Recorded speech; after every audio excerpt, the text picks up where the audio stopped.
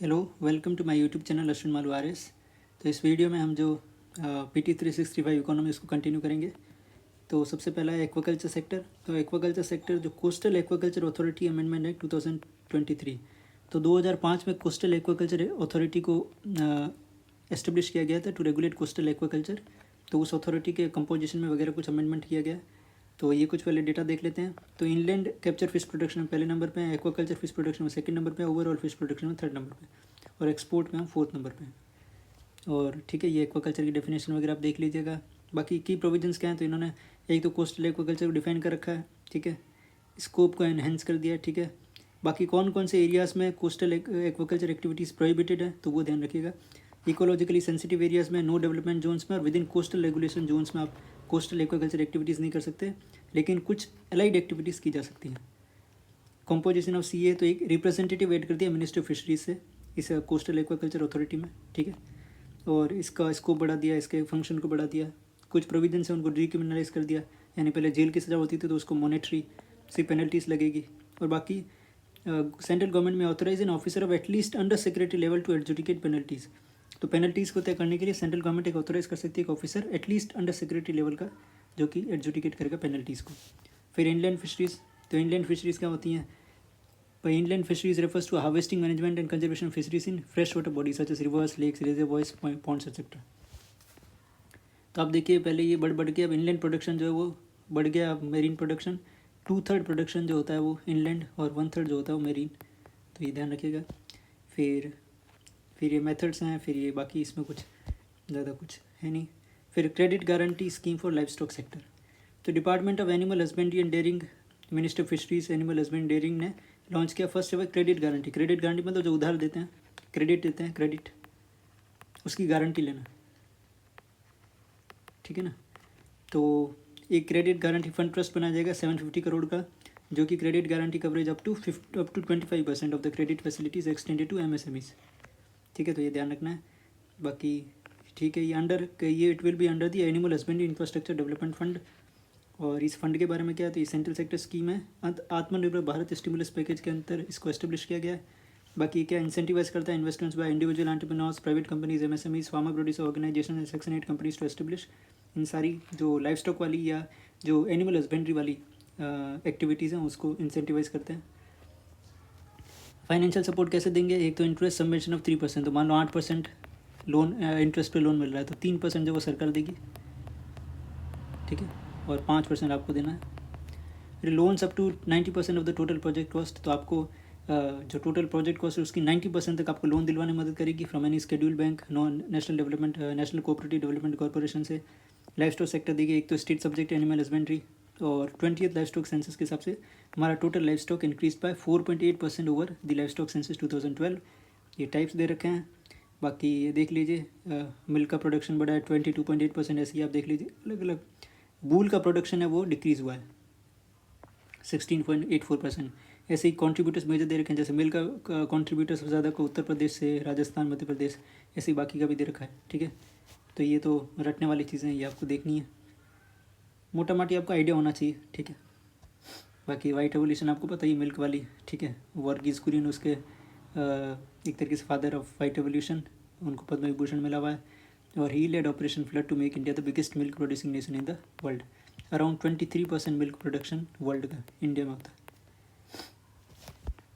फिर इशूज़ हैं life stock sector के साथ ये, ठीक है। तो एक तो एवरेज एनुअल मिल्क यील्ड है जो इंडियन केटल की, वो सिर्फ 1172 kg है, जो कि 50% only about 50% of global average. तो ग्लोबल एवरेज का 50% ये। दूसरा, इंडिया के पास 2.4% ऑफ लैंड एरिया है, लेकिन जो ग्लोबल लाइफ स्टॉक है उसका 10.7% हमारे पास है, तो shortage of feed and fodder, ठीक है। बाकी अब देखिए जो लाइफ स्टॉक सेक्टर है वो कंट्रीब्यूट कितना, लाइफ स्टॉक सेक्टर कंट्रीब्यूट करता है अराउंड 25.6% GDP में, एग्रो GDP में। इन टोटल एग्रीकल्चर GDP में 25.6% कॉन्ट्रीब्यूशन लाइफ स्टॉक का। लेकिन जो एक्सपेंडिचर है उसमें से ओनली 12% ऑफ पब्लिक एक्सपेंडिचर होता है एग्रीकल्चर एलाइड सेक्टर के लाइफ स्टॉक सेक्टर।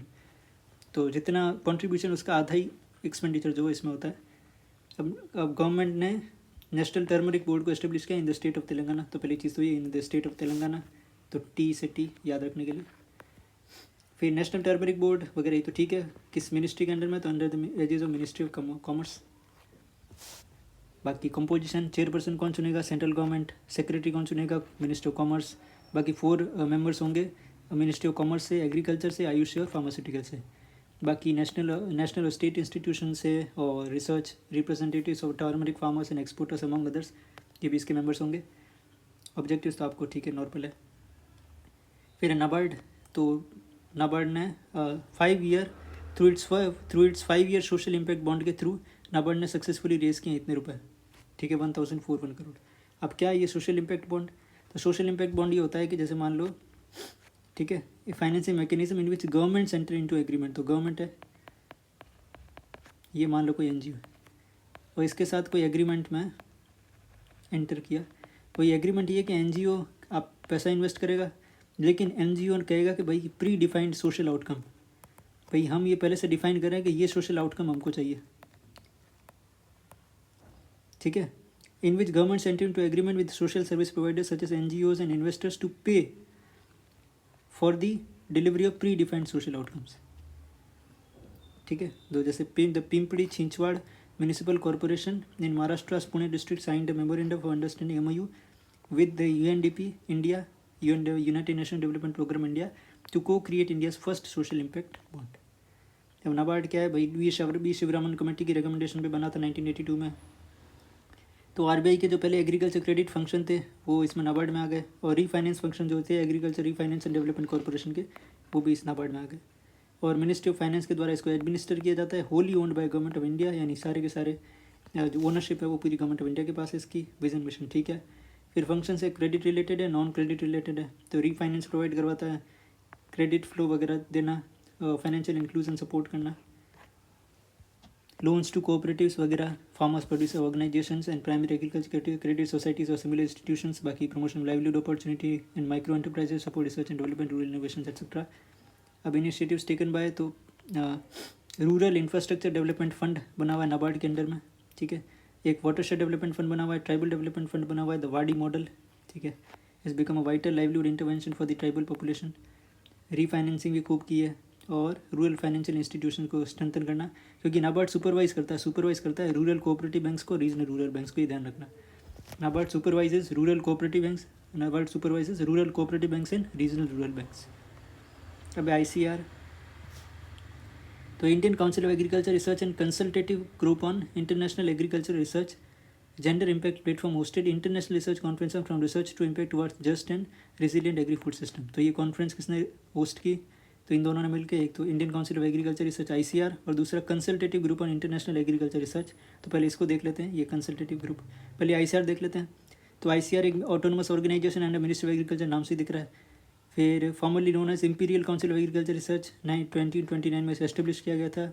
रजिस्टर है society under society registration act 1860 in pursuance of the report of royal commission in agriculture, ठीक है। फंक्शन क्या करता है? Apex body for coordinating, guiding and managing research, नाम से ही तो पता है, research in education in agriculture including horticulture, fisheries and animal sciences in the country. Other information भाई, इसके इतने इंस्टीट्यूट्स हैं, इतनी universities spread across the country, is one of the largest national agriculture systems in the world, तो ये ध्यान रखना है। फिर रोल ऑफ ICR क्या है?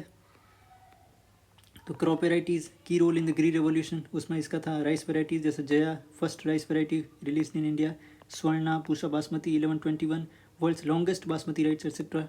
Wheat varieties HT 2967, DBW 187।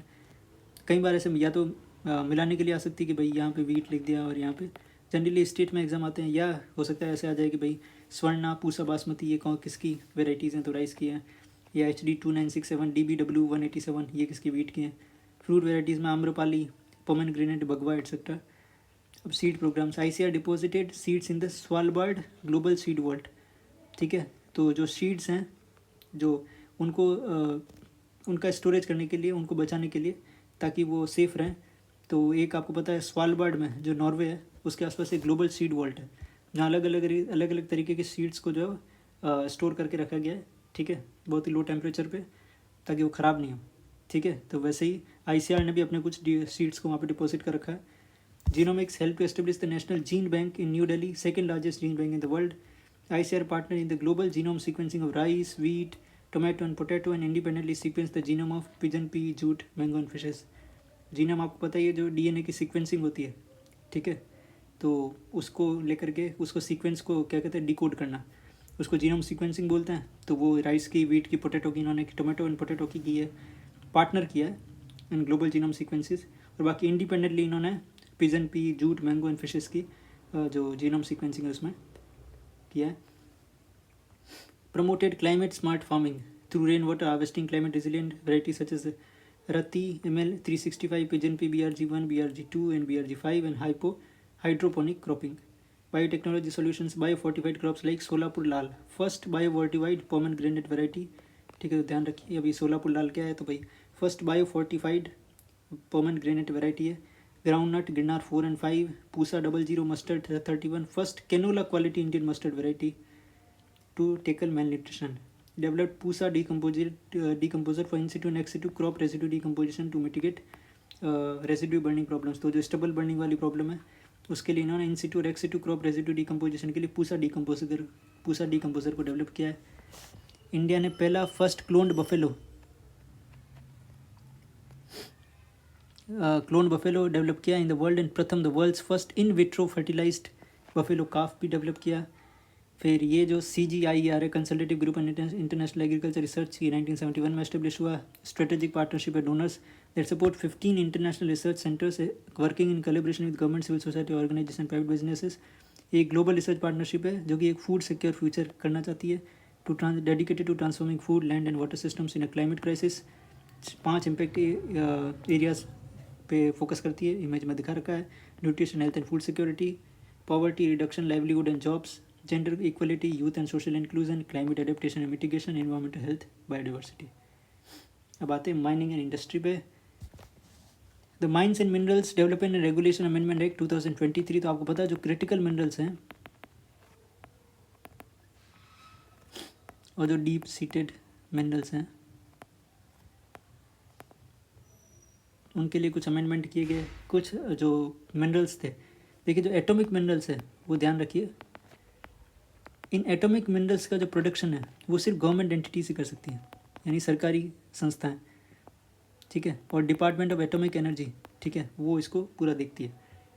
लेकिन अब उस एटॉमिक मिनरल्स जो 12 एटॉमिक मिनरल्स है उसमें से 6 एटॉमिक मिनरल्स को निकाल दिया गया है और अब वो प्राइवेट सेक्टर के लिए भी ओपन कर दिया गया है। ठीक है, तो ये आपको ध्यान रखना है। ये 6 कौन से हैं? Beryl and other beryllium bearing minerals, lithium bearing minerals, niobium bearing minerals, titanium bearing minerals and और, tantalum bearing minerals and zirconium bearing minerals and ores. तो ये ध्यान रखना, इन 6 मिनरल्स को बाहर निकाल दिया है एटॉमिक मिनरल्स की लिस्ट से। ठीक है, अब इनको प्राइवेट सेक्टर भी एक्सप्लोर कर सकता है, प्रोडक्शन कर सकता है। ठीक है, इसकी भी कम्पिटिटिव बिडिंग होगी, तो उसको देखेंगे आगे अभी। तो ये एक्ट है 1957 को उसको अमेंड करेगा। ठीक है, पहले 2015 में अमेंड किया था जिसमें कुछ रिफॉर्म्स ले गए थे, जैसे आपको पता हो डिस्ट्रिक्ट मिनरल फाउंडेशन को एस्टेब्लिश किया गया था, नेशनल मिनरल एक्सप्लोरेशन ट्रस्ट को बनाया गया था, ये 2016 में अमेंड हुआ, 20 में भी हुआ, 21 में भी हुआ। पहले कैप्टिव और मर्चेंट माइंस। ठीक है, अब कैप्टिव माइंस का मतलब क्या है कि आपने अपनी माइंस से जो भी प्रोडक्शन किया वो सिर्फ आप अपने लिए यूज़ करोगे, आप उसको बेच नहीं सकते। और मर्चेंट माइंस मतलब आप प्रोडक्शन करो, आप अपने लिए इस्तेमाल करो, चाहे बेचो, जैसी भी आपकी इच्छा। ठीक है, तो पहले ये डिस्टिंक्शन था कि ये कैप्टिव माइंस है, ये मर्चेंट माइंस है, लेकिन अब वो डिस्टिंक्शन मिटा दिया। आप बस एक लाइसेंस मिलेगा आपको माइनिंग के लिए, फिर आप क्या करते हैं, उस पर कोई रिस्ट्रिक्शन नहीं है। Removing the restrictions on the transfer of mineral concessions. ठीक है, फिर उसके बाद में अब की फीचर्स क्या हैं इस एक्ट के 2023 वाले अमेंडमेंट के। तो एक तो डीप सीटेड और क्रिटिकल मिनरल्स के लिए इंट्रोडक्शन ऑफ एक्सप्लोरेशन लाइसेंस। ठीक है, to take reconnaissance and prospecting operations for critical and deep seated minerals. तो exploration licence will be granted through an auction. ठीक है, for minerals specified in the 7th schedule of the MMDR act. तो ये जो 7th schedule में कौन कौन से मिनरल्स हैं, तो 29 मिनरल्स हैं, including lithium bearing, copper bearing, potash and zinc bearing minerals. तो ठीक है, इनके लिए एक्सप्लोरेशन लाइसेंस देना, ऑक्शन करना। वैलिडिटी ऑफ जो एक्सप्लोरेशन लाइसेंस है वो 5 साल के लिए होगा, 2 साल के लिए फिर एक्सटेंड भी कर सकते हैं, और एक्सटेंशन के लिए रिक्वेस्ट आप अप्लाई कर सकते हैं स्टेट गवर्नमेंट को। फिर mining lease, the blocks explored by the licensee would be option for mining lease within the prescribe timeline. ठीक है, तो जितनी प्रिस्क्राइब टाइमलाइन दे रखी है, जैसे ही ब्लॉक्स किसी लाइसेंसी ने एक्सप्लोर किए तो एक प्रिस्क्राइब टाइमलाइन में उसको फिर स्टेट गवर्नमेंट ऑप्शन करेगी ताकि फिर बेटर रेवेन्यू मिले स्टेट गवर्नमेंट को। The exploration agency shall be entitled to share in the auction premium payable for the mining lease holder. ठीक है, तो माइनिंग लीज होल्डर जिसको लीज मिलेगी वो कुछ ऑक्शन प्रीमियम देगा, ठीक है। उस ऑक्शन प्रीमियम में कुछ शेयर जो वो एक्सप्लोरेशन एजेंसी को भी मिलेगा जिसने एक्सप्लोरेशन किया। फिर ये मैंने बता ही दिया 6 मिनरल्स को एक्सप्लोरेशन ओमिशन किया है, ठीक है, ये पढ़ लिया अपन ने। From the list of 12 atomic minerals specified in the Part B of the first schedule of the MMDR Act, it proposes to omit 6 minerals. These minerals have application in the space industry, electronics, communication, etc. and critical in the net zero emission containment of commitment of India. Private sector को open कर दिया, ठीक है, क्योंकि अगर atomic minerals में ये inclusion होता है किसी भी मिनरल का तो वो रिजर्व कर देता है उसकी माइनिंग और एक्सप्लोरेशन को to government entities. Upon removing these minerals from the said list, exploration mining of these minerals will be also be open to the private sector, ये अपन कह चुके हैं। फिर उसके बाद में क्या है, empowering the central government to exclusively auction mineral concession for critical minerals. तो जो क्रिटिकल मिनरल्स है उनका ऑक्शन करने की जो पावर है वो सिर्फ सेंट्रल गवर्नमेंट के पास होगी, ठीक है। आपको पता है जो मिनरल्स हैं वो जनरली जो स्टेट गवर्नमेंट माइनिंग वगैरह स्टेट गवर्नमेंट के उसमें आता है, ठीक है। तो ये आपको ध्यान में रखना है। पर इसका जो ऑक्शन है, जो क्रिटिकल मिनरल्स हैं इनका ऑक्शन जो वो सिर्फ सेंट्रल गवर्नमेंट करेगी। जैसे role of central government, the amendment empowers the central government to exclusively auction mining leases and composite licence for certain critical minerals listed in new part D. एक नया part बना दिया, part D of the first schedule MMDR act. तो इस part D में क्या क्या चीज़ें जोड़ी, एक तो critical minerals such as tungsten, cadmium, minerals of the rare earth groups, ठीक है, फर्टिलाइजर मिनरल्स, और जो ये 6 मिनरल्स हटाए ना लिस्ट ऑफ एटॉमिक मिनरल्स से वो भी इसमें डाल दिए। तो इसका ऑक्शन कौन करेगा, सेंट्रल गवर्नमेंट। तो स्टेट गवर्नमेंट क्या करेगी भाई, द ऑक्शन तो सेंट्रल गवर्नमेंट करेगी, लेकिन माइनिंग लीज देना, कंपोजिट लाइसेंस देना जो सक्सेसफुल बिडर्स हैं वो only be granted by the state government. Auction premium और जो अदर स्टेचुटरी पेमेंट होती है वो भी स्टेट गवर्नमेंट ही लेगी, सेंट्रल गवर्नमेंट सिर्फ ऑक्शन करवाएगी। अब मिनिस्ट्री ऑफ माइंस ने पहली बार एक रिपोर्ट निकाली है on country on critical minerals for India. तो मिनिस्ट्री ऑफ माइंस ने एक कमेटी कॉन्स्टिट्यूट की थी जो कि आइडेंटिफाई करेगी स्ट्रेटेजिक और क्रिटिकल मिनरल्स। तो इसने 30 क्रिटिकल मिनरल्स बताए हैं जिसमें से 17 तो रेयर अर्थ एलिमेंट्स हैं और 6 प्लेटिनम ग्रुप एलिमेंट्स हैं। अब ये क्रिटिकलिटी कैसे तय होती है, एक तो इकोनॉमिक इंपॉर्टेंस है भाई, डिस्ट्रप्शन पोटेंशियल है, सब्सटीट्यूटेबिलिटी इंडेक्स, यानी इसको सब्सटीट्यूट है क्या इसका कोई, GVA multiplier score, cross cutting index, और सप्लाई रिस्क जैसे governance weighted mineral construction, end of life recycling rates, import reliance and self sufficiency, substitutability index. तो ये सब मिला के फिर वो क्रिटिकल मिनरल्स तय होता है। अब रेयर अर्थ एलिमेंट्स में कितने होते हैं, तो 15 तो लेंथेनाइट्स होते हैं, ठीक है, जो एटॉमिक नंबर 57 से, आपको पता है जो एटॉमिक जो पीरियोडिक टेबल है, ठीक है, उसमें 57 से लेकर 71 तक, तो 57 तो लेंथेनम और 71 आपका हो गया वहाँ तक, सॉरी 7, हाँ ठीक है, 57 से 71 तक कितने हो गए, 15, ठीक है ना। तो 15 तो ये इनको बोलते हैं लेंथेनाइट्स, 15 तो ये, और 2 और, एक तो स्कैंडियम एटॉमिक नंबर 21 और यट्रियम एटॉमिक नंबर 39। तो ये मिला के 15 + 2 17। तो 15 तो लेंथेनाइट्स और 2 ये अलग से स्कैंडियम और यट्रियम, ठीक है। अब rare earth elements are classified as light rare earth elements and heavy rare earth elements. The critical minerals जज मेनली 2 पैरामीटर्स जो अपन देख चुके हैं। The list will serve as a guiding framework policy formulation strategic planning and investment decisions in the mining sector. अब critical minerals क्या होते हैं, critical minerals are elements that are building blocks of the essential modern day technologies and are at risk of supply chain disruptions, जैसे antimony हो गया, beryllium हो गया, bismuth. तो अब ये क्या होते हैं, generally building essential modern day technology, जैसे कम्युनिकेशन हो गया, ठीक है, आपका इलेक्ट्रॉनिक्स हो गया, डिफेंस हो गया, स्पेस हो गया, ठीक है, न्यूक्लियर पावर हो गया, न्यूक्लियर एनर्जी हो गया, ठीक है। ये न्यूक्लियर एनर्जी शायद नहीं होगा इसमें, फिर उसको न्यूक्लियर मिनरल्स बोल देंगे, तो उसको आप छोड़ दीजिए। बाकी जो आज के टाइम में जो मॉडर्न डे टेक्नोलॉजीज़ हैं, जो कम्युनिकेशन हो गया, इलेक्ट्रॉनिक्स हो गया, डिफेंस हो गया, स्पेस हो गया, तो उसमें बहुत सारे क्रिटिकल मिनरल्स लगते हैं, और ये हमेशा at the risk of supply chain disruption रहते हैं, क्योंकि जनरली क्या है, कंसनट्रेटेड रहते हैं, कुछ कंट्रीज ही इसको करती हैं। जैसे आप बताओ, चाइना के पास काफ़ी जो रेयर अर्थ एलिमेंट्स हैं उनके प्रोडक्शन में एक बड़ा शेयर जो वो चाइना का है, ठीक है।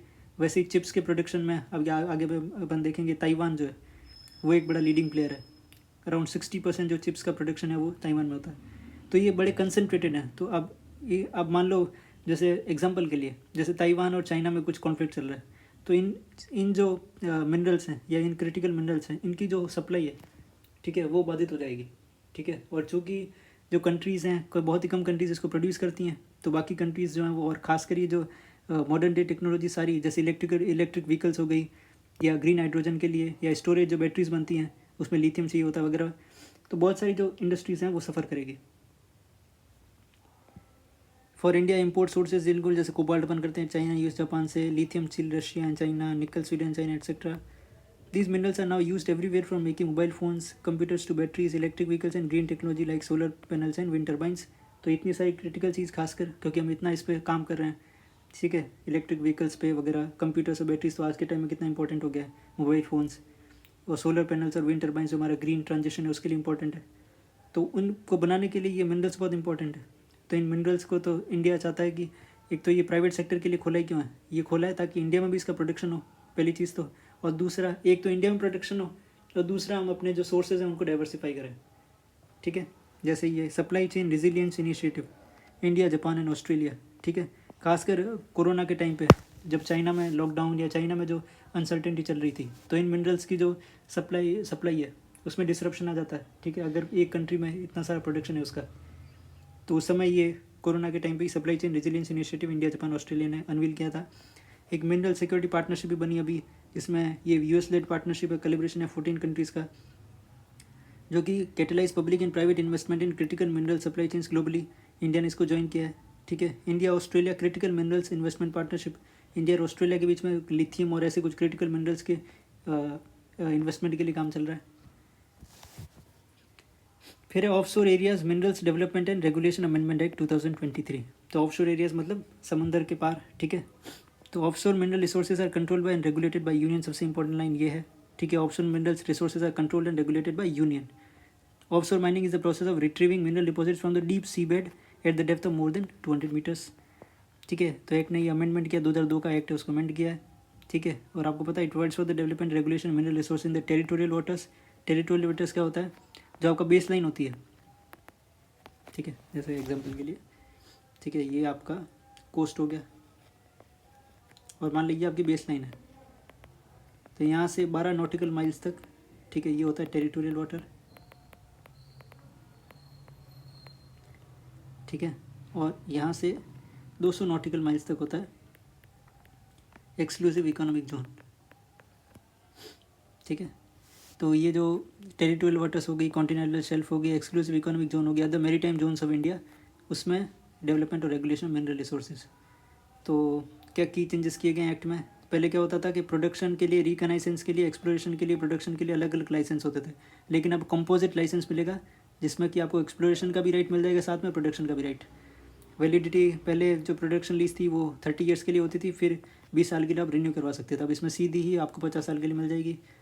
ऑक्शन प्रोसेस जो है वो provides for the grant of concessions through administrative allocation, पहले एडमिनिस्ट्रेटिव अलोकेशन से होता था, अब होगा cooperative rights to private sector व कंपटीटिव बिडिंग से, ठीक है। तो प्रोडक्शन लीज का और कंपोजिट लाइसेंस की बिडिंग होगी, और बिडिंग से जो भी ज़्यादा बिड करेगा उसको मिल जाएगी। Mining in reserve areas allows the government to reserve offshore areas that are not held under any operating right, ठीक है। और अब क्या करेंगे, allows the administrating authority to grant a composite licence for production lease to government और government company. पहले तो क्या करते थे, सीधा सीधा एक ऑफशोर एरिया पकड़ा, उसको रिजर्व कर दिया गवर्नमेंट के लिए, अब ऐसा नहीं होगा, ठीक है। अभी जो एडमिनिस्ट्रेटिंग अथॉरिटी वो कर सकती है भाई कंपोजिट लाइसेंस या प्रोडक्शन लीज जो है वो एक गवर्नमेंट या गवर्नमेंट कंपनी को देते हैं, ऐसे पूरा रिजर्व नहीं किया जाएगा एरिया, ठीक है। बाकी माइनिंग ऑफ एटॉमिक मिनरल्स आपको पता ही गवर्नमेंट कंपनीज को ही मिलेगा। फिर ऑफशोर एरियाज मिनरल ट्रस्ट बनाया जाएगा, will manage funds under the public account of India that will be non lapsable in nature, funds will be used to specific purposes जैसे including exploration in offshore areas etcetera. अब एक national geo science data repository portal बनाया गया, union minister of mines ने launch किया। It has been created as part of national mineral exploration policy 2016। It will make available all geological, geochemical, geophysical mineral exploration data. कुल मिला के सारा data एक ही digital जियो special platform पर लेके आने के लिए जियोलॉजिकल सर्वे ऑफ इंडिया ने इसकी कोई रिस्पॉन्सिबिलिटी दी थी इस पॉलिसी के तहत, जो इन्होंने पूरी कर दी, ठीक है। अब ये पॉलिसी क्या है, तो एक्सेलरेटिंग द एक्सप्लोरेशन एक्टिविटी के, एक्सप्लोरेशन कैसे ज़्यादा से ज़्यादा मिनरल्स का, ताकि हम आत्मनिर्भर बन पाएँ मिनरल्स में। Auctioning of the identified exploration blocks for exploration by the private sector on a revenue sharing basis. Creation of baseline geo scientific data as public good to map the entire country with low altitude and close space flight to precisely locate the deep seated minerals such as gold, silver, copper etcetera. अब geological survey of India क्या है भाई, एक तो 1851 में बनी, ठीक है, मिनिस्ट्री ऑफ माइंस के अंडर में, ध्यान रखना।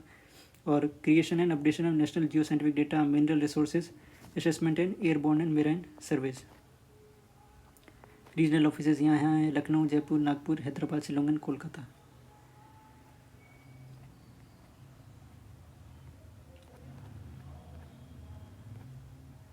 ठीक है, तो अब देखते हैं स्पेशल इकोनॉमिक जोन्स। तो रिसेंटली मिनिस्ट्री ऑफ कॉमर्स और इंडस्ट्री ने special economic zones 5th amendment rules 2023, ठीक है, जो सेज एक्ट है, स्पेशल इकोनॉमिक जोन एक्ट 2005, उसके सेक्शन 55 से जो पावर मिली है उसके तहत कुछ रूल्स को ठीक है बनाए हैं। तो ये रूल्स क्या कह रहे हैं? Centre has amended the said rules to allow the demarcation of a portion of the built up area in information technology or IT technology enabled services। तो IT और ITES, IT enabled services, इसके जो says हैं special economic zone, इनमें एक non processing area को demarcate करने के लिए, अलाउ करने के लिए इनको अलाउ किया गया सेंटर को। ठीक है, अब ये नॉन प्रोसेसिंग एरिया क्या होता है? अभी प्रोसेसिंग एरिया तो वो है जो कि मैन्युफैक्चर जहाँ पे होती है गुड्स और सर्विसेज की, और नॉन प्रोसेसिंग एरिया जहाँ पे सपोर्टिंग इंफ्रास्ट्रक्चर होता है, जहाँ पे मैन्युफैक्चर नहीं होती लेकिन वो सपोर्टिंग इंफ्रास्ट्रक्चर जो चाहिए होता है वो इस नॉन प्रोसेसिंग एरिया में होता है। तो जो IT और IT इनेबल्ड सर्विसेज के स्पेशल इकोनॉमिक जोन है उसमें कुछ एरिया को जो पहले से बना हुआ है उसमें कुछ एरिया को नॉन प्रोसेसिंग एरिया की तरह डीमार्केट करने के लिए अलाउ किया गया सेंट्रल गवर्नमेंट को इस रूल्स के थ्रू।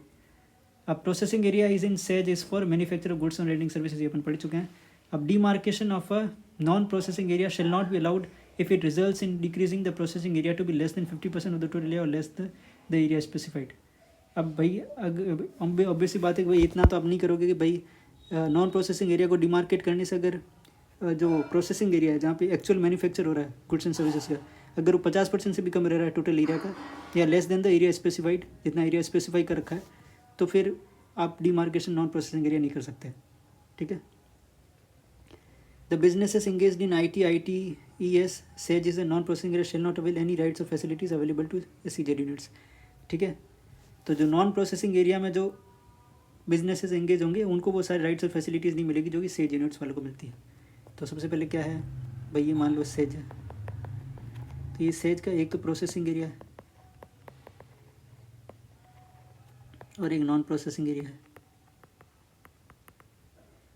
भाई प्रोसेसिंग एरिया में तो क्या हो रहा है, manufacture of goods and services, और non processing area supporting infrastructure provide करवा रहा है for manufacture of goods and services. इतनी बात ठीक है।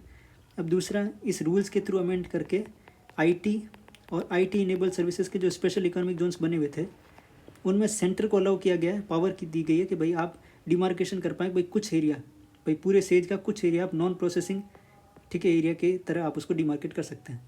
ठीक है, लेकिन आपको ध्यान रखना है भाई नॉन प्रोसेसिंग एरिया इतना भी ज़्यादा नहीं हो कि भाई वो प्रोसेसिंग एरिया 50% से भी कम रह जाए, या जो स्पेसिफाइड इतना कि भाई इतना प्रोसेसिंग एरिया होना चाहिए उससे कम हो, तो ये ध्यान रखना है। ठीक है, बाकी तो है ही। स्पेशल इकोनॉमिक जोन तो भाई आपको पता ही है, specifically delimited duty free enclave deem to be foreign territory for trade operations duties and tariffs. तो एक तरीके से इसको फॉरेन टेरिटरी मान लिया जाता है तो इंडिया में ही, अपनी कंट्री में ही है, लेकिन इसको फॉरेन टेरिटरी की तरह डीम माना जाता है for trade operations duties and tariffs. ठीक है, ताकि यहाँ पे कोई टैक्सेस नहीं लगे हैं, तो जितने टैक्सेस वगैरह कम होंगे तो उतना बिजनेसेस को प्रमोट करने के लिए। तो ऑब्जेक्टिव क्या है भाई, generation of additional economic activity, promotion of exports of goods and services, promotion of investment from domestic and foreign sources, creation of employment opportunities, development infrastructure facilities. भाई कोई private, public, joint sector, state government, उसकी agencies, कोई भी SEZ setup कर सकता है। बहुत सारी कंट्रीज़ में बना है। ठीक है, 2005 में एक्ट आया था, 2006 में रूल्स आए हैं। The area under SEZ covers a broad range of zone types, जैसे कि एक्सपोर्ट प्रोसेसिंग जोन हो गए, फ्री जोन हो गए, इंडस्ट्रियल स्टेट्स हो गए, फ्री ट्रेड जोन हो गए, फ्री पोर्ट्स हो गए, अर्बन एंटरप्राइज जोन हो गए, अदर्स। प्रेजेंटली इंडिया में 276 SEZ ऑपरेशनल है, और टोटल एक्सपोर्ट्स जो हैं वो अराउंड 2022-23 में $155.8 बिलियन थे, जिसमें के $61.6 बिलियन के गुड्स और $94.2 billion of services exports. Incentives क्या होते हैं, एक तो ड्यूटी फ्री इंपोर्ट, मतलब आपके जितना इंपोर्ट करोगे इस एरिया में आपका बिजनेस लगा हुआ और वो कोई इंपोर्ट कर रहा है तो उस पर कोई ड्यूटी नहीं लगेगी। और domestic procurement of goods and for the development, operation and maintenance of SEZ units. फिर exemption from central sales tax, service tax, state sales tax, जो कि अब GST में आ गया तो वो भी नहीं लगेगा। Other device if exempted by the respective state government और supplies to SEZ are zero rated under the IGST act. ठीक है, जीरो रेटेड मतलब कोई टैक्स नहीं लगेगा, GST नहीं लगेगा। ठीक है, 0% GST। ठीक है, तो अगर SEZ को कोई चीज़ सप्लाई हो रही है तो उस पर फिर आपके कोई GST नहीं लगेगी। और single window clearance for the central and state level approvals. फिर प्रोडक्शन लिंक्ड इंसेंटिव स्कीम, तो आपको पता ही है कि भाई अगर एक लिमिट तक जितना प्रोडक्शन का टारगेट दिया गया है उससे ज़्यादा प्रोडक्शन करते हैं तो सेंट्रल गवर्नमेंट उसका कुछ परसेंटेज जो इंसेंटिव के तौर पे उस कंपनी को देती है। ठीक है, the government has decided not to launch production linked incentive scheme for new sectors and will assess the need for course correction for some sectors. तो भाई कह रहे हैं कि जो पहले जिसके लिए दी रखी है पहले उसका देखते हैं, उसको रिव्यू करते हैं, फिर कुछ नई सेक्टर्स के लिए लॉन्च करेंगे। पहले इसको 2020 में लॉन्च किया गया था। स्पेशल इंसेंटिव स्कीम है producers to promote manufacturing in multiple sectors. The incentives are linked to the performance of the organisation, I the government provides incentive for incremental sales. यानी मान लो आज आप जितनी सेल्स कर रहे हो उसने कितना आपने इंक्रीमेंट किया है, उस इंक्रीमेंट पे आपको इंसेंटिव मिलेगा। PLI scheme is built on the foundation of multiple sectors with an outlay of 1.97 lakh crore to strengthen their production capabilities and help create global champions. Benefits क्या है भाई, स्ट्रेंथन करेगा मैन्युफैक्चरिंग सेक्टर को, क्योंकि अपन क्या चाहते हैं कि भाई मैन्युफैक्चरिंग का शेयर में अभी अराउंड 16 to 17% है GDP का मैन्युफैक्चरिंग सेक्टर, उसको 25% तक ले जाना चाह रहे हैं। मेजर ऑब्जेक्टिव्स क्या हैं, तो transform India into manufacturing hub, investment और self reliance with global competitive domestic manufacturing. Sector कौन कौन से, तो medical devices, auto and auto components, mobile electronic components, pharma drugs, food products, textiles, electronic IT and hardware, solar photovoltaic modules, speciality steels और speciality steel, white goods. White goods मतलब जो freezes, refrigerator हो गए, ठीक है, AC हो गया वगैरह वैसी चीज़ें। फिर pharma API, active pharmaceutical ingredient, की सपोर्टिंग मटेरियल, फिर telecom and networking, ACC advance chemistry cell battery, drone components, तो ये सारा। It can ensure self-reliance and increase in exports. Capital expenditure. The implementation of PLI scheme will lead to potential capital expenditure capex of rupees 2.5 to 3 lakh crore over the scheme period. It will account for 13 to 15% of average annual investment spending in key industrial sector. Green investment को करेगा, ठीक है, क्योंकि ये देखिए electric vehicles, solar photovoltaics वगैरह। Nearly 55% of the scheme is expected to be in green sector such as electric vehicles, solar photovoltaic, etc. PLI 2.0 hardware, IT hardware के लिए, ठीक है। तो ministry of electronics and information technology ने PLI 2.0 for IT hardware scheme for enhancing India's manufacturing capability. अब देखिए 2014 में India में जो ग्लोबल इलेक्ट्रॉनिक्स मैन्युफैक्चरिंग उसमें शेयर था 1.2% और वो बढ़ के हो गया 3.75% बाई 21-22 में। इसके एक्सपेक्टेड बेनिफिट क्या है भाई, जो प्रोडक्शन है वो अबाउट 3.35 लाख करोड़ का होगा। एडिशनल इन्वेस्टमेंट होगा 2430 करोड़ का इलेक्ट्रॉनिक्स मैन्युफैक्चरिंग में, 75,000 से ज़्यादा जॉब क्रिएट होंगी। कोई ऑब्जेक्टिव तो वही है, फाइनेंशियल इन्वेस्टमेंट देना, ठीक है। फिर टारगेट सेगमेंट कौन कौन से, लैपटॉप्स हो गए, टैबलेट्स हो गए, ऑल इन वन PCs हो गए, सर्वर्स हो गए, अल्ट्रा स्मॉल फॉर्म फैक्टर हो गए, USFF है। फिर टेन्योर क्या, support shall be provided for period of 6 years, budgetary outlay 17,000 crore. Incentive for company shall be applicable on net incremental sales of manufacture goods over base year FY 22-23 subject to different ceilings. अब semiconductor industry in India, the government has decided to invite new applications for setting up semiconductor fabs and display fabs in India under the modified Semicon India programme. तो modified क्या है, एक तो MeitY इसकी ministry है। Attractive incentive support to companies consortia that are engaged in silicon semiconductor fabs, display fabs, ठीक है, जो आपका मोबाइल का डिस्प्ले होता है, ठीक है, वो ये जो टैबलेट है उसका डिस्प्ले, कंप्यूटर्स के जो डिस्प्लेज होते हैं वो बनाने में, सेमीकंडक्टर्स को बनाने में, ठीक है। फैब्स मतलब फैब्रिकेशन, कंपाउंड सेमीकंडक्टर डिज़ाइन वगैरह एक्सेट्रा। सपोर्ट अंडर स्कीम 6 साल के लिए होगा। इंडिया का semiconductor mission within digital India corporation MeitY is the designated nodal agency for implementing the programme, ठीक है। तो ये मीटी में एक डिजिटल इंडिया कॉर्पोरेशन है और उसके अंदर एक इंडिया सेमीकंडक्टर मिशन करके है, वो डेजिग्नेटेड नोडल एजेंसी होगी इसके लिए। अब इंडिया का सेमीकंडक्टर मार्केट देख लो भाई, मार्केट साइज देख लो, $64 बिलियन हो जाएगी 2026 तक। Chip manufacturing India has become the hub for semiconductor design with nearly 2000 chip being design per year. R&D industry बढ़ रही है, ठीक है। फिर 4 स्कीम्स है मॉडिफाइड सेमीकन इंडिया प्रोग्राम में। एक तो सेमीकंडक्टर फैब बनाने के लिए, एक डिस्प्ले फैब बनाने के लिए, एक compound semiconductor silicon photonics sensor fab, discrete semiconductors fabs and semiconductor ATMP assembly testing and making processing, ठीक है, वो सेट फैसिलिटीज़ इन इंडिया, ठीक है। Design linked incentive scheme nurturing 100 domestic companies of semiconductor design and achieving significant indigenisation in semiconductor electronic products, ठीक है। तो 100 domestic companies बनानी है, ऐसा उद्देश्य है सेमीकंडक्टर डिज़ाइन की। ग्लोबल सेमीकंडक्टर सिनेरियो जो मैं बात कर रहा था पहले कि presently Taiwan is the world leader in manufacturing microchips, और 60% ओवर 60% का वर्ल्ड सेमीकंडक्टर ये बनाता है ताइवान अकेला, और मोस्ट एडवांस्ड वन चिप्स में तो 90% इसका बन ये ओवर 90% ये बनाता है। इंडिया का role, India as a position is as a player critical semiconductor field.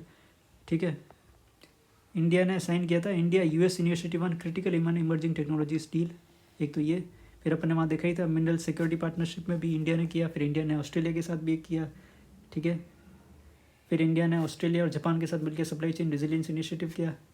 फिर India launch its India semiconductor mission 2021 production linked incentive scheme for the semiconductor industry. अब नेशनल फार्मेसी कमीशन बिल 2023, तो pharmacy act जो 1948 का उसको replace करके draft national, तो ये draft है वैसे तो। ठीक है, बाकी नॉर्मल ऑब्जेक्टिव्स हैं ये, ठीक है, ये देख लीजिएगा। तो अभी जो pharmacy council of India existing उसको नेशनल फार्मेसी कमीशन से रिप्लेस करने का प्लान है इस बिल के थ्रू। फार्मेसी सेक्टर के कुछ डेटा देख लीजिए। एक तो third largest in terms of volume, यानी जितना प्रोडक्शन करते हैं वॉल्यूम के मामले में थर्ड लार्जेस्ट है, लेकिन जितना वैल्यू क्रिएट करते हैं उसमें हम 14th नंबर पे हैं, ध्यान रखिएगा। ठीक है, तो वैल्यू उसके मामले में तो 14 नंबर, और वॉल्यूम के मामले में थर्ड, क्योंकि हमारे यहाँ जेनरिक ड्रग्स जिनकी प्राइसेस बहुत कम होती हैं, तो वैल्यू के हिसाब से तो हम बहुत 14 लार्जेस्ट हैं, लेकिन चूंकि जेनरिक ड्रग्स हमारे यहाँ बहुत ज़्यादा प्रोड्यूस होते हैं, ठीक है, तो वॉल्यूम के हिसाब से हम थर्ड लार्जेस्ट हैं और वैल्यू के हिसाब से 14 largest. Accounts for about 60% of global vaccine production हमारे यहाँ होता है। Vaccine, bulk drugs, over the counter medicine, biosimilars and biologics. ठीक है, contact research and manufacturing. 70% of WHO vaccine आई diphtheria, pertussis, tetanus, bacilli, Calmette, Guerin and BCG are sourced from India. ठीक है, ध्यान रखिएगा। तो ये आपको पता ही है फार्मेसी एक्ट 1948 किस चीज़ के लिए होगा, तो भाई प्रोफेशन ऑफ फार्मेसी को रेगुलेट करने के लिए। ठीक है, जो फार्मेसी का जो ट्रेनिंग है, एजुकेशन है, ठीक है, जो इंडिविजुअल्स इस प्रोफेशन में एंटर करते हैं उनको स्टैंडर्डाइज, मतलब उसका जो पूरा प्रोसेस है उसको स्टैंडर्डाइज करना। ठीक है, एक सेंट्रल काउंसिल बनेगी फार्मेसी काउंसिल ऑफ इंडिया, जब नया बिल आ रहा है वो उसको फिर नेशनल फार्मेसी कमीशन नाम दे देगा। The act also specified for the constitution function of state pharmacy council for registration of pharmacists. ठीक है, तो स्टेट फार्मेसी काउंसिल बनाना वो भी, ताकि जो फार्मासिस्ट्स जो बनेंगे उनके रजिस्ट्रेशन के लिए। फार्मेसी काउंसिल ऑफ इंडिया एक स्टेचुटरी बॉडी है। ठीक है, तो ऑब्वियसली बात है एक्ट के तहत बनी तो स्टेचुटरी बॉडी है, under ministry of health and family welfare है। ठीक है, regulation of pharmacy education, profession, practice of pharmacy, function क्या है, एजुकेशनल स्टैंडर्ड्स। जैसे आपको पता होगा मेडिकल एजुकेशन के लिए पहले मेडिकल काउंसिल ऑफ इंडिया थी। ठीक है, अब मेडिकल काउंसिल ऑफ इंडिया जो बनी है, जो नेशनल मेडिकल कमीशन बिल है। ठीक है, तो जो medical commission council of India होती थी पहले, उसका फिर नेशनल मेडिकल कमीशन बना है एक्ट के थ्रू। अब इसको ही फार्मेसी काउंसिल ऑफ इंडिया को फिर नेशनल फार्मेसी कमीशन बनाना चाह रहे हैं। ठीक है, ठीक है, तो अब ये की प्रोविजंस देख लीजिए ड्राफ्ट के। वैसे तो ड्राफ्ट है, फिर भी एक बार देख लेते हैं। Creation of national pharmacy commission, इसके फंक्शन वही होंगे। फार्मेसी एजुकेशन को, गवर्नेंस को स्टैंडर्ड बनाना, इंडस्ट्री के साथ कलेबरेट करना, cutting edge technologies, appellate jurisdiction with respect to decision of boards. 3 board बनेंगे इसमें, एक functioning under NPC national pharmacy commission के अंडर में काम करेंगे। ये 3 बोर्ड बनेंगे, pharmacy education board, pharmacy assessment and rating board and pharmacy ethics and registration board. फिर नेशनल डिवाइसेस पॉलिसी 2023 कैबिनेट ने अप्रूव कर दिया है। Make India global leader in manufacturing and innovation of medical devices over the next 25 years. ध्यान रखना, अगले 25 साल में हमको एक ग्लोबल लीडर बनना है मैन्युफैक्चरिंग और इनोवेशन ऑफ मेडिकल डिवाइसेस में। Help medical devices sector grow from present $11 billion to $50 billion by 2030। एक तो 25 साल में हमको ग्लोबल लीडर बनना है।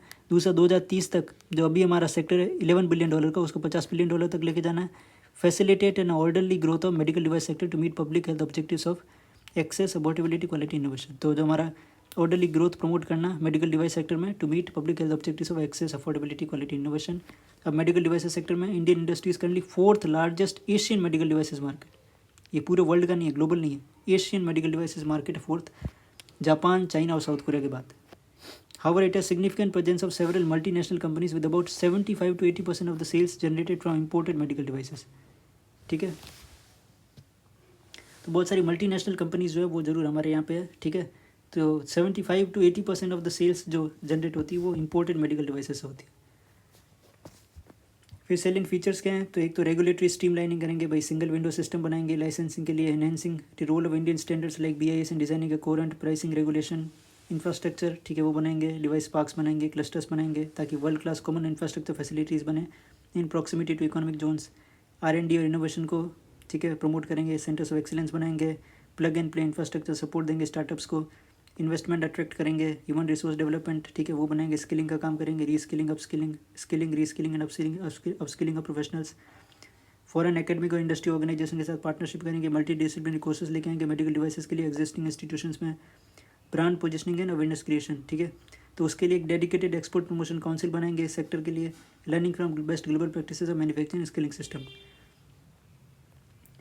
अब ये स्कीम है assistance to medical devices clusters. Clusters मतलब जहाँ मेडिकल डिवाइसेस के मैन्युफैक्चर के लिए जो भी काम की चीज़ें जो चाहिए होती है, जो इंफ्रास्ट्रक्चर चाहिए होता है, वो एक जगह प्रोवाइड करवा देना, ठीक है। For common facilities scheme are launched with an aim to strengthen medical devices clusters by providing financial assistance and to strengthen and establish more testing laboratories for medical devices. Scheme under department of pharmaceuticals and ministry of chemicals and fertilisers के तहत, ध्यान रखना है ministry of health and family welfare के under नहीं है, scheme is under department of pharmaceuticals ministry of chemicals and fertilisers.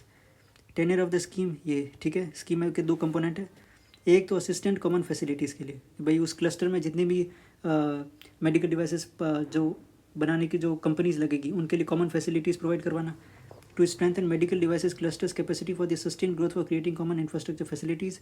इसमें क्या होगा, limit of support will be 70% of the approved cost और ₹20 crore which is very less, यानी जो approved project cost है जो भी आप बनाएंगे उसका 70% जो है वो उसका, या तो 20 करोड़ जो भी कम है वो, और हिमालयन और नॉर्थ ईस्टर्न स्टेट के लिए ये 20 करोड़ पर क्लस्टर और 90% ऑफ द प्रोजेक्ट कॉस्ट, ठीक है।